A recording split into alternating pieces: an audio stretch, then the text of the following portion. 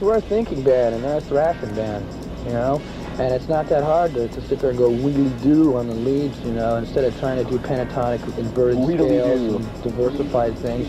In the vast, chaotic, and often aggressive world of heavy metal, there is perhaps no figure more polarizing, more talented, and more complicated than Dave Mustaine. He is the architect of Megadeth, the godfather of thrash metal, and a guitarist whose riffs have defined the genre for over 40 years. But Dave Mustaine is not just known for his speed or his technical precision, he is known for his absolute, unwavering need for control. To be in Dave Mustaine's orbit is to abide by Dave Mustaine's rules, and throughout the decades, many bands have learned the hard way that crossing the general of the Vic Rattlehead army comes with severe consequences. While the music industry is full of feuds and backstage drama, Mustaine has taken this to a level of art form, drawing lines in the sand that are often influenced by business, ego, and later in his life, a strict religious code. This is not just a story about missed tour dates or canceled shows. It is a look into the psychology of a metal titan who refuses to compromise, even if it means alienating fans, promoters, and fellow legends.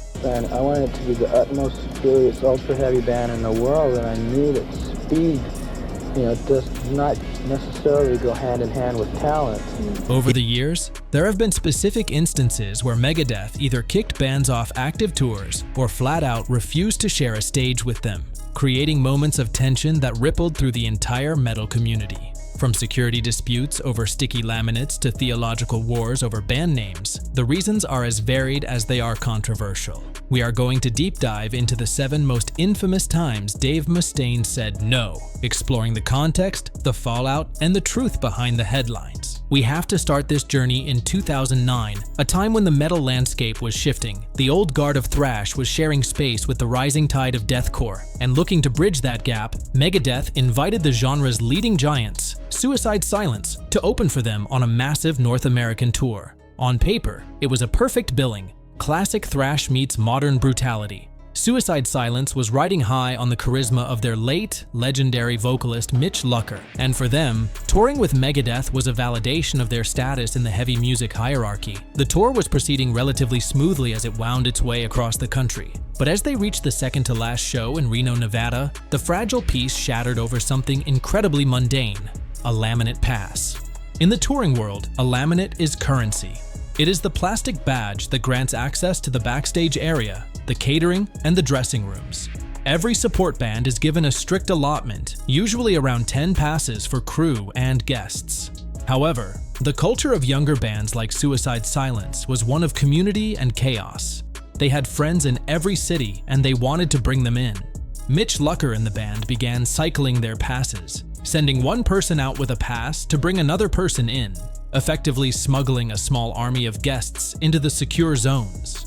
Dave Mustaine, who watched his production with the eyes of a hawk, noticed the influx of unauthorized people. To Dave, this wasn't just kids having fun, it was a breach of the perimeter. He viewed it as a direct security threat to his dressing room and his personal safety. Mustaine issued a command: return the laminates. He wanted the passes confiscated to stop the flow of people. Mitch Lucker, embodying the punk rock spirit that deathcore was built on, refused. The confrontation was swift and absolute. Mustaine didn't negotiate, he simply kicked them off the tour. Before the final show could even happen, Suicide Silence was packed up and gone.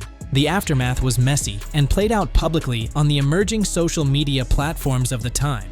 Suicide Silence drummer Alex Lopez took to Twitter, telling Mustaine exactly where he could go, while their bassist, Dan Kenny, actually challenged the Megadeth frontman to an MMA fight. It was a collision of 2 generations, the rigid old-school professionalism of Mustaine versus the loose, community-driven vibe of Suicide Silence.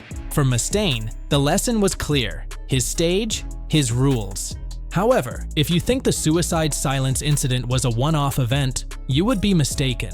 7 years later, history would repeat itself in an almost eerie fashion with an even bigger band. In 2016, during the Dystopia tour, Megadeth was supported by the legendary crossover thrash icons, Suicidal Tendencies.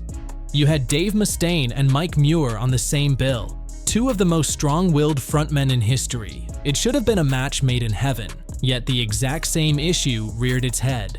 reports began to surface that suicidal tendencies were also playing loose with the guest list rules, allowing crew and friends access that exceeded the strict limitations set by Megadeth's management. The tension built silently until the final show of the tour. Just like with Suicide Silence, Dave Mustaine decided that the security risk was too high. He allegedly saw unauthorized personnel near his dressing room area and made the call. Suicidal tendencies were removed from the lineup of the very last concert. The band was furious. They released statements describing their unfiltered anger, accusing Mustaine of being ego-driven and petty. They felt that as legends in their own right, they deserved a level of professional courtesy that was being denied. But to Mustaine, status didn't matter. Whether you were a young deathcore band or veterans of the Venice Beach punk scene, the security of the Megadeth camp was paramount. It showcased a pattern in Mustaine's management style, a zero-tolerance policy that left no room for gray areas. But sometimes, the disputes weren't about security, they were about money and family. This brings us to the saga of Havoc, a modern thrash band from Denver that was essentially carrying the torch that Megadeth had lit in the 80s. In 2016, Havoc was announced as an opener for a massive tour featuring Megadeth, Amon Amarth, and Metal Church. For a band of Havoc's size, this was the golden ticket. It was the exposure they needed to jump to the next level. But before the buses could even roll, Havoc was unceremoniously dropped from the bill. The reason? A contract dispute that felt less like the music business and more like a family shakedown. The controversy centered around Mustaine Management, a company run by Dave's son, Justice Mustaine. According to Havoc's guitarist David Sanchez, the band was presented with a management contract that they found unacceptable. The terms were reportedly aggressive, demanding 15% of the band's income, boasting a multi-year clause, and seemingly offering very little in return other than the connection to the Mustaine name. Havoc claimed that when they tried to negotiate these terms through their lawyer, standard practice in the industry, they were threatened. The message they received was effectively, sign the deal with Dave's son or lose the spot on Dave's tour. Havoc refused to sign, standing their ground on principle, and as a result, they were fired from the lineup. This sparked a vicious public feud.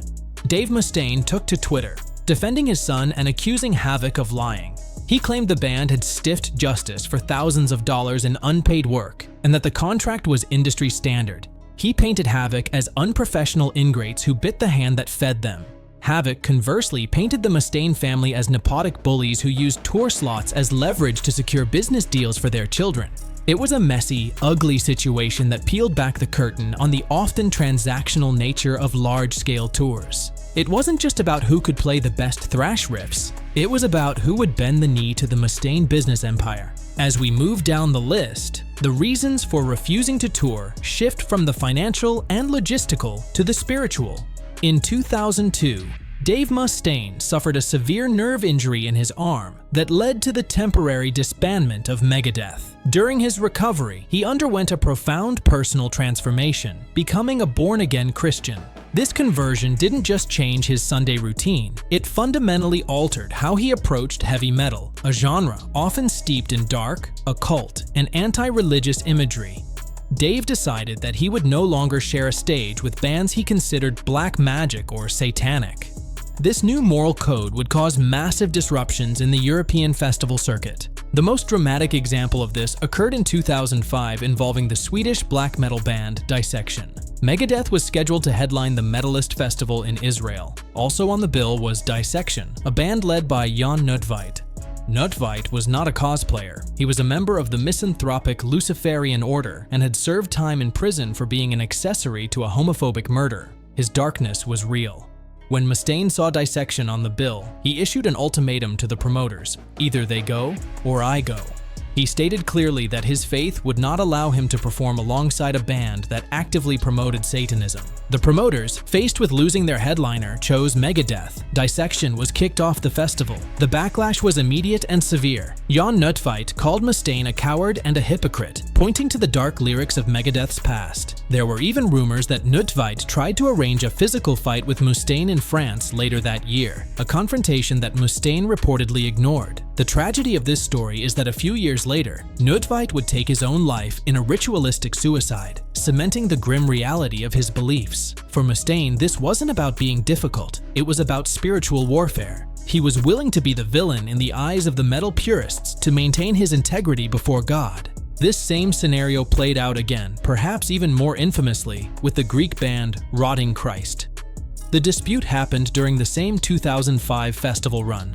Rotting Christ is a legendary name in the underground metal scene, but for a newly converted Christian, the name itself was a blasphemy. Unlike Dissection, who were involved in actual crimes, Rotting Christ's controversy was largely in their branding and their lyrical themes. Mustaine refused to play the show if Rotting Christ was on the bill. He famously said in interviews that he didn't care about the band personally, but he could not step onto a stage that had been desecrated by a band with such a name. Once again, the promoters caved to the pressure of the bigger artist, and Rotting Christ was removed. The metal community was divided. Many fans felt that Mustaine was betraying the rebellious, free speech spirit of metal. They argued that he was imposing his personal censorship on an art form that thrives on shock value. Others defended him, arguing that as a headliner, he had the right to choose his company. Mustaine took the heat, admitting that it made him unpopular, but asserting that his faith was more important than his reputation among black metal fans. It showed that the new Dave Mustaine was just as stubborn as the old one, but his motivations had shifted from chemically fueled arrogance to dogmatic conviction. However, the most painful refusal on this list isn't about a supporting band or a festival lineup. It is a refusal that has lasted 40 years and involves the biggest band in the world, Metallica. The relationship between Dave Mustaine and his former bandmates, James Hetfield and Lars Ulrich, is the great tragedy of heavy metal. Since being kicked out of Metallica in 1983 for his alcoholism and violent behavior, Mustaine has harbored a deep, complex resentment. While there have been moments of reconciliation, such as the Big Four concerts in 2010 where they shared the stage, the dream of a full-blown Metallica and Megadeth tour remains dead. The most recent nail in that coffin came in 2022. Metallica was preparing a massive box set reissue of their demo tape, No Life Till Leather. This tape features Dave Mustaine on lead guitar and includes songs that he wrote. It was supposed to be a celebration of their shared history, but the project was scrapped. Why? Because Dave Mustaine refused to sign off on it. According to Dave, Lars Ulrich wanted to change the songwriting credits to include himself on tracks that Dave insisted he wrote entirely by himself. Dave saw this as an attempt by Lars to rewrite history and steal his legacy. He refused to let the project move forward, effectively killing the release. This refusal goes deeper than contracts. It highlights the fact that despite the millions of records sold, Dave Mustaine still feels the sting of that 1983 firing. He has stated in recent interviews that he does not trust Metallica, specifically Lars Ulrich, enough to ever tour with them again. Fans have begged for one last ride, a tour that would shatter box office records. But Mustaine's refusal to concede on the issue of credits and respect stands in the way. It is a feud that seems destined to remain unresolved forever. Finally, we arrive at a refusal that turns the tables, a moment where Megadeth was the one left out in the cold. This involves the heavy metal forefathers, Black Sabbath. The narrative here is murky, filled with rumors and hearsay, but it paints a picture of karma coming full circle. When Black Sabbath played their final shows, culminating in The End in Birmingham, the guest list was a who's who of rock royalty. Yet, Megadeth was conspicuously absent. Rumors swirled that Sharon Osbourne, the matriarch of the Osbourne Empire, had personally blocked a major band from the lineup because they demanded too much money for what was essentially a charity celebration. While Sharon never named names, the industry whisper network pointed fingers at Megadeth. Kelly Osbourne publicly denied that it was Dave, but the fact remains, Megadeth was not invited. To add salt to the wound, Dave's former bassist David Ellefson, whom Dave had fired, was invited to play in a supergroup at the event. Mustaine had to watch from the sidelines as his ex-bandmate shared the stage with his heroes. It was a rare moment where the man who usually controls the blacklist found himself on the outside looking in. When you look at these 7 stories collectively, a picture emerges of a man who is incredibly complex. Dave Mustaine is not a villain in the traditional sense, nor is he a hero. He is a man of immense talent and conviction who operates by a strict, often unforgiving internal code. Whether it is protecting his dressing room from authorized guests, securing business for his son, defending his religious faith, or fighting for his songwriting legacy, every decision he makes is an act of asserting control in a chaotic world. For the bands left in the wake of these decisions, Suicide Silence, Havoc, Suicidal Tendencies, Dissection, Rotting Christ, the experience was a harsh lesson in the realities of the music business. They learned that talent alone is not enough when you are dealing with a legacy act like Megadeth. You have to play the game, and you have to play it by Dave's rules.